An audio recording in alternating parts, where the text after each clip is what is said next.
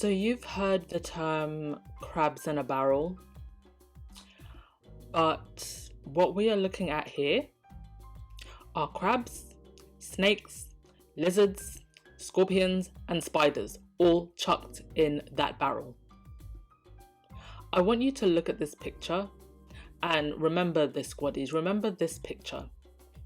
This is the moment that Kate Middleton and the rest of that unroyal family officially incriminated themselves in a smear campaign against Meghan Markle. This is the moment right here. Here are two people who are so convinced that they are untouchable. I'm sure by now that you've all caught on to what's going on with the Daily Fail's court appeal and the way that the British tabloids are trying to spin this whole situation as somehow Meghan's wrongdoing. So I'm not going to go too deep into it here again. I will put some links below to some other squaddies that have gone into this in a little bit more detail. Rather, I'm just going to give my 2 cents today. I think critical minds, not the stupid sheep who believe the British press, can see that all of this really just incriminates the royals and Jason Knauf. But you know why him and Kensington Karen can stand here and laugh in public like this? It's because they think that they've won this game. They have convinced themselves so much that they are untouchable. And you know what? Can you really blame them in a way for their arrogance? Because it's because of the dumb peasants who keep worshipping them that this smear campaign against Meghan can continue. Otherwise, it would have no power if it were not for the fools feverishly gobbling up every piece of gossip and hate against Meghan. I honestly believe at this point that a lot of these derangers have some kind of mental lapse. There is mentally something wrong with them. Because the way in which some of you, and I know some of you are probably watching this video, and the way you come in my comment section, it's completely and utterly irrational. It's not normal. The way you act, the way you come for this woman. Number one, and I think this is really important, there is nothing for the Daily Fail to win here. They want to keep generating headlines and articles along with the rest of the British propaganda press machine because they're all in on it to keep the hate campaign against Meghan going. Partly because of their own profits and partly because there is clearly something going on between the British press machine, specifically the Fail, and the firm. And also I think this is all to keep us distracted from the Ghislaine Maxwell trial and Andrew's summoning. So I think it's important to remember this so we don't get too worried as to whether or not Meghan will or will not win in this appeal, because she won that court case point blank. The Mail are just grasping for straws and doing the bidding of the firm and trying to fill their own pockets with the money that's going to be generated from all of this drama. The royals are either really dumb or really stupid, because by releasing Jason Knauf's personal texts, they're opening up such a giant can of worms that none of this makes any sense.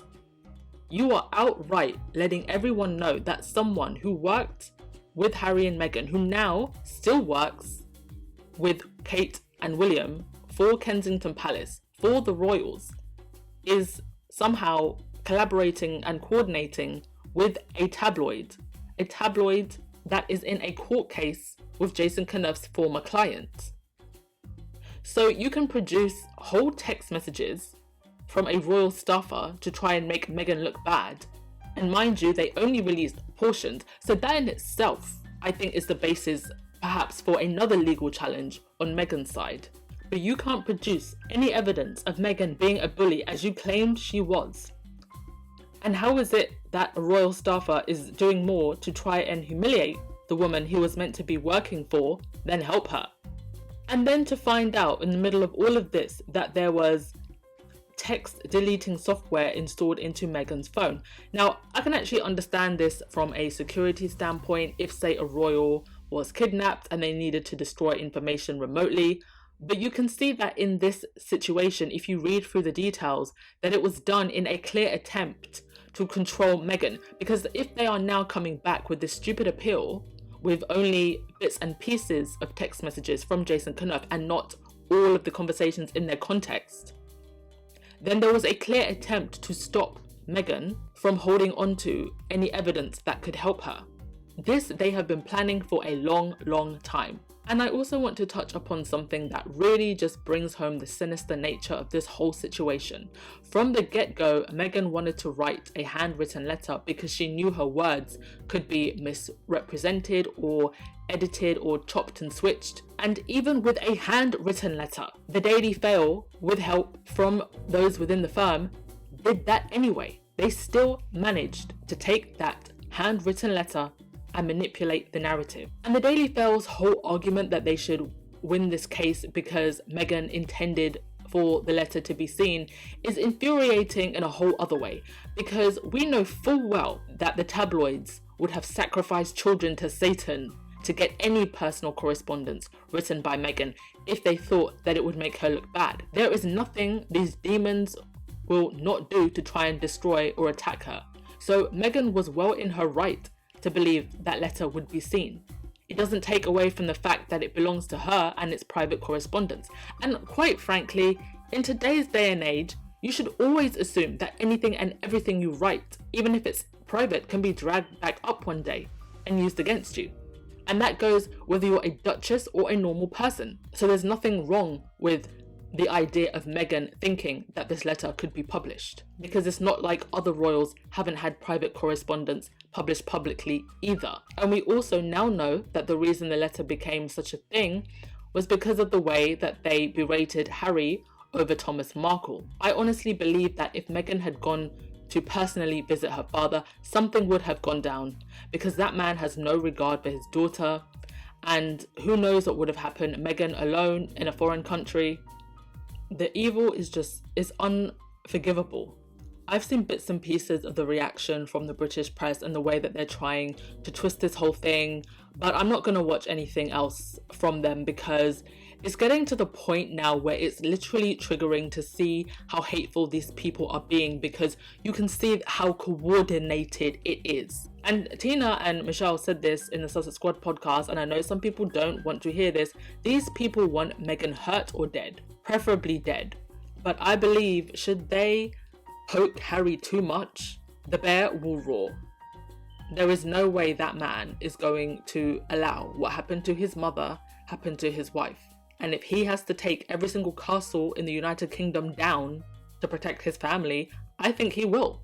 And he should, because what has been launched against Meghan was completely and utterly unnecessary. It comes from a place of jealousy. It comes from a place of the firm and everyone in it feeling superior and being embarrassed that actually their mediocreness was exposed. That's what I'm really going to say about all of this. I know there's a lot to say, but honestly, squaddies, this has really angered me, because all of this, and I feel like this has been said many times before, it's not just about Meghan. This is bigger than Meghan. This is about using Meghan as an example, I think, to anyone who would disrupt the order of hierarchy that a certain class of people have put in place. They don't want to be shown as mediocre. They don't want for the people to start waking up and start asking questions. And that's the problem with Meghan. People started asking questions. Why did Meghan come in and do more in 2 years than the other Duchess did in 10? This isn't just about Meghan, it's about keeping a system in check. And that's why I say that it's so much bigger than just her. It implicates everyone. That an institution like the royal family and the British press can come together to bring down one person because they're so intimidated. That's how intimidated these people are by her. That's how threatened they are by her. And you know what it tells me? That their foundation is not as stable as they want it to seem. I believe fully that we are in an era of awakening. I believe the veil has been unlifted, and this time I don't believe that they're going to get away with this. So let's pray for Meghan. Let's pray for each other also, because if they could do what they did to her just for simply existing, daring to exist in their space, what happens when we all start resisting this system. In whatever way that this ends, it's not going to end nicely for the royal family. They did not learn their lesson with Diana. They say don't believe your own hype. Well, you shouldn't believe your own propaganda either. That's all for today, my lovelies. See you in the next one. Ciao.